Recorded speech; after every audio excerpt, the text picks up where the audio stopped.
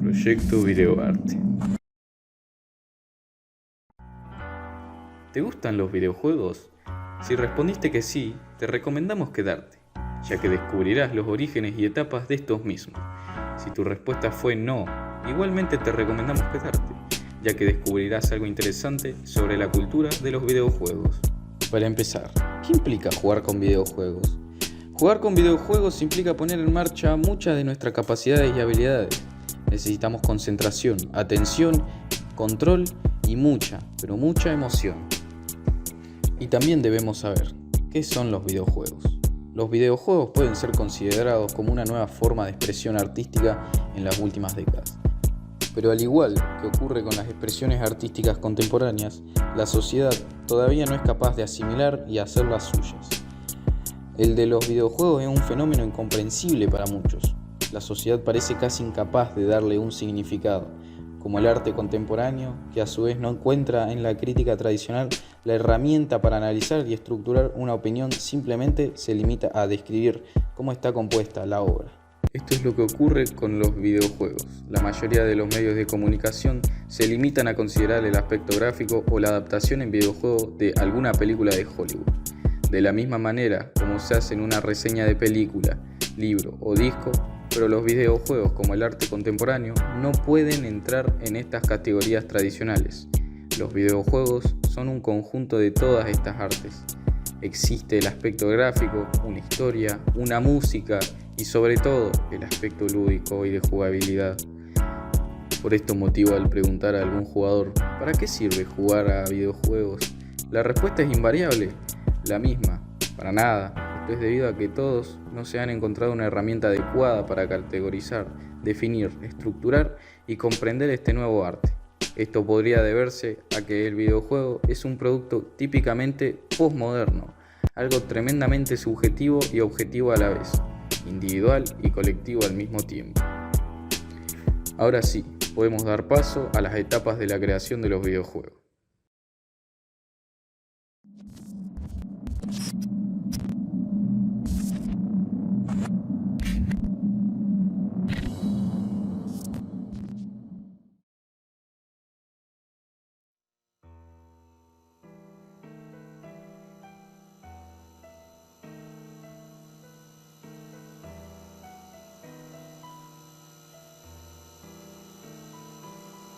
Durante bastante tiempo ha sido complicado señalar cuál fue el primer videojuego, principalmente debido a las múltiples definiciones de este que se han ido estableciendo. Pero se puede considerar como primer videojuego el Outer Crosses, también llamado OXO, desarrollado por Alexander S. Douglas. en 1952. El juego era una versión computarizada del 3 en raya, que se ejecutaba sobre el ELSAC y permitía enfrentar a un jugador humano contra la máquina. En 1958, William Higginbotham creó, sirviéndose de un programa para el cálculo de trayectorias y un osciloscopio, Tennis para 2. un simulador de tenis de mesa para entrenamiento de los visitantes de la exposición Rock Haven National Laboratory. Este juego fue el primero en permitir el juego entre dos jugadores humanos. 4 años más tarde, Steve Russell, un estudiante del Instituto de Tecnología de Massachusetts, dedicó 6 meses a crear un videojuego para computadora usando gráficos vectoriales, Spacewar. En este juego, dos jugadores controlaban la dirección y la velocidad de dos naves espaciales que luchaban entre ellos. El videojuego funcionaba sobre un PDP-1 y fue el primero en tener cierto éxito, aunque apenas fue conocido fuera del ámbito universitario.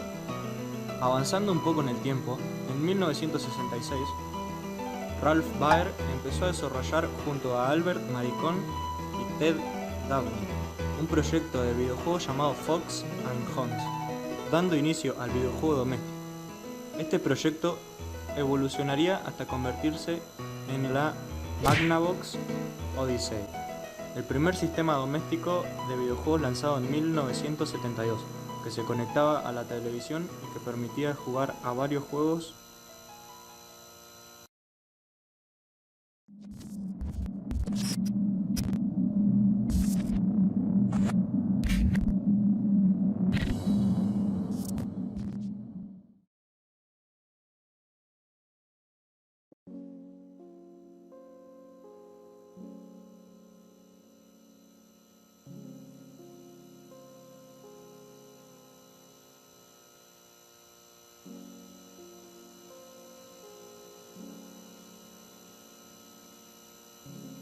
Los años 80 comenzaron con un fuerte crecimiento en el sector del videojuego, alentado por la popularidad de los salones de máquinas recreativas y de las primeras videoconsolas aparecidas durante la década de los 70. Durante estos años destacan sistemas como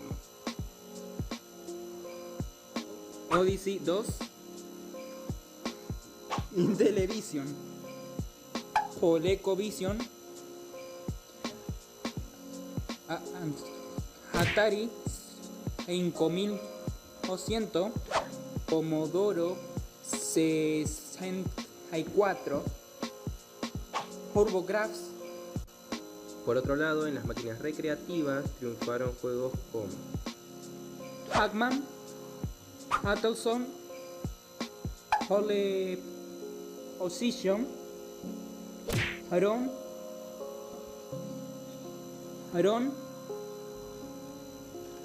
o Saxon.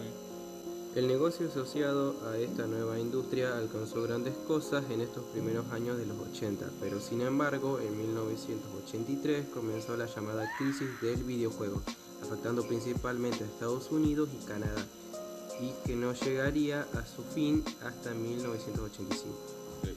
Japón apostó por el mundo de las consolas con el éxito de la Famicom, llamada en Occidente como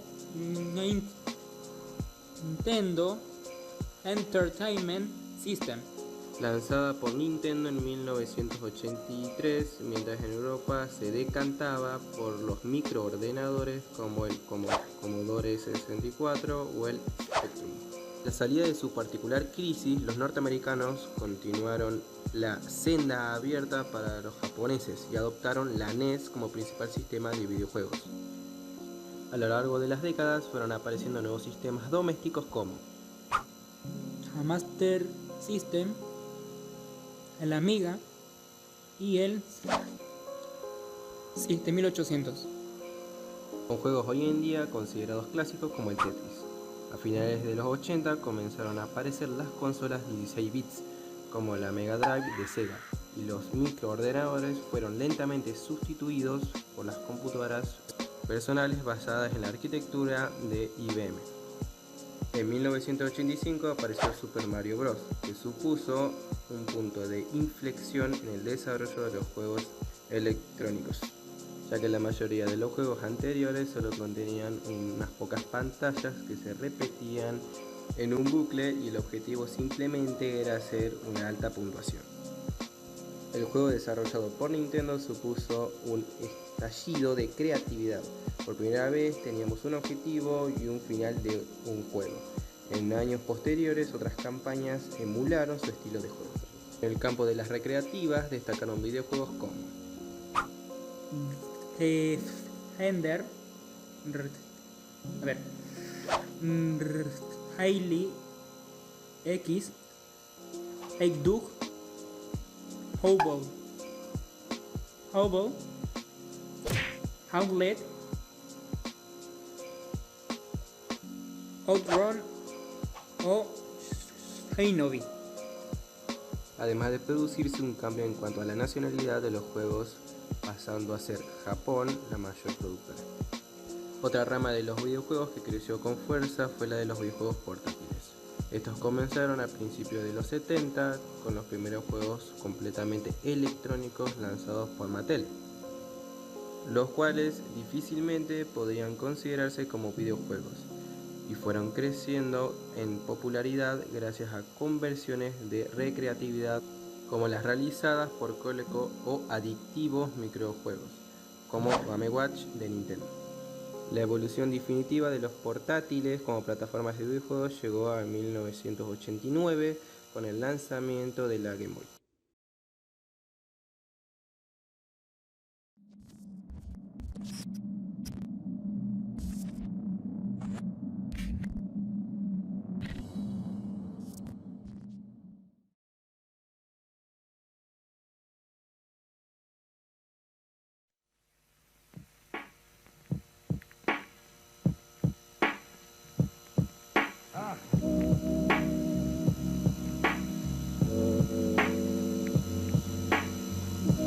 A principios de los 90, los videojuegos dieron un importante salto técnico gracias a las competiciones de la llamada generación de 16 bits, compuesto por Mega Drive, la Super Nintendo Entertainment de Nintendo, la PC Engine de NEC, conocida como TurboGrafx en Occidente, y la CPS Challenger de Capcom.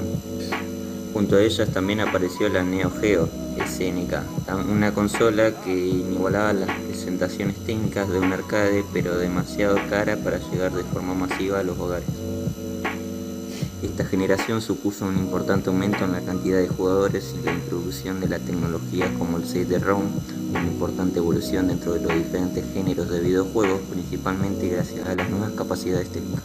Mientras tanto, diversas compañías habían comenzado a trabajar en videojuegos con entornos tridimensionales, principalmente en el campo de los PCs, obteniendo diferentes resultados desde los 2D y media de Doom 3D completas de 4 boxing a las 3D sobre entornos pre-renderizados de Alone in Dark, referente a las ya antiguas consolas de 16 bits. Su mayor y último logro se produciría por SNES mediante la tecnología 3D de pre-renderizado de CGI, siendo su máxima expresión juegos como Donkey Kong Country y Killer Instinct. También surgió el primer juego poligonal en consola, la competencia de la SNES, Mega Drive. Lanzó el Virtua Racing, que tuvo un gran éxito ya que marcó un antes y un después en los juegos 3D en consola.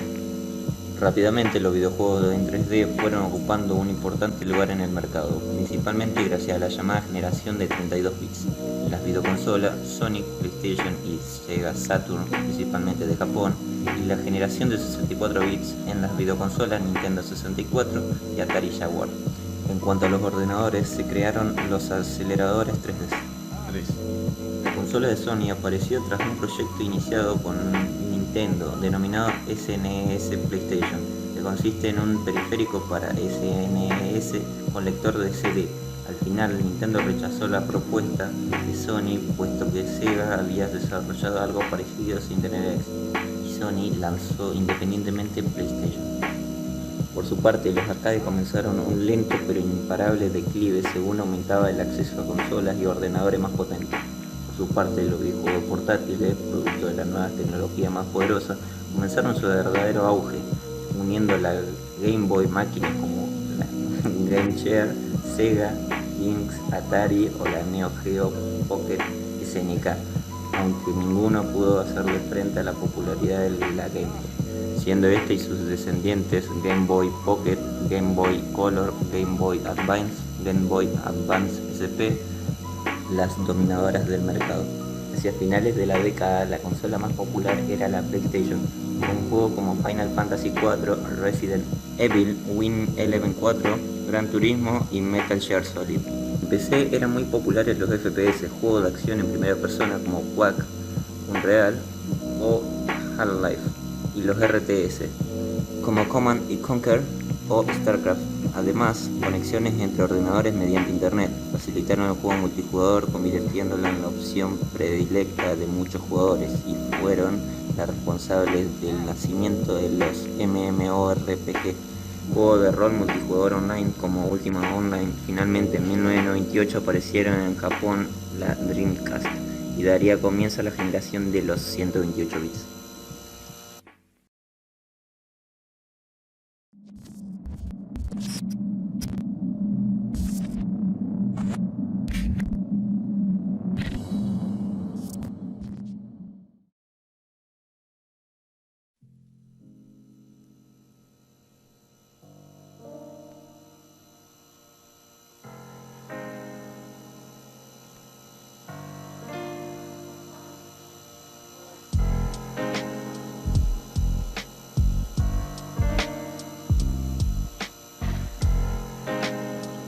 En el 2000 Sony lanzó la anticipada PlayStation 2 y Sega lanzó otra consola con las mismas características técnicas de la Dreamcast, nada más que venía con un monitor de 14 pulgadas, un teclado, altavoces y los mismos mandos llamados Dreamcast Driver 2000 Serie CX-1.